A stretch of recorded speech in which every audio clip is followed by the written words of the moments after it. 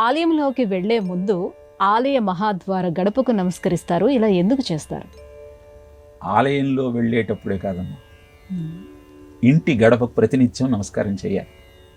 పొద్దున్నే అమ్మలంతా గడప కడిగి పసుపు కుంకుమతో అలంకరిస్తారు.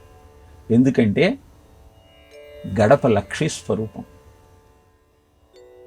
ఎలా అయితే వీధిని నీ నివాస స్థానం నుంచి వేరు చేసి, ఎలా అయితే బయట ఉన్నటువంటి ప్రతికూల శక్తులు ఇంటిలోకి ప్రవేశించకుండా ఆ గడప కాపాడుతూ ఉంటుందో, ఆ గడపకు ప్రతినిత్యం దేహదీహళి పర్యంత స్థాన సంపర్క శోభితే మత్ కర్మపరాయణం యతో భవతు సదా మమ అని నమస్కరిస్తూ గడపను పూజించాలి. అద్భుతమైనటువంటి దితి వృత్తాంతం ఈ గడప యొక్క మాహత్యాన్ని మనకు తెలియజేస్తుంది. సత్సంతానాన్ని పొంది ఇంద్రుణ్ణి జయించే కొడుకు కావాలనుకున్నటువంటి దితి కఠోరమైన దీక్ష చేపడుతుంది.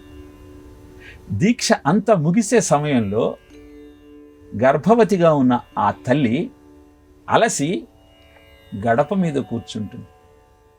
ఆ కారణంగా వ్రతభంగమయ్యి ఇంద్రుడు ఆమె గర్భంలో ప్రవేశించి ఆ గర్భాన్ని ముక్కలు ముక్కలుగా చేస్తాయి.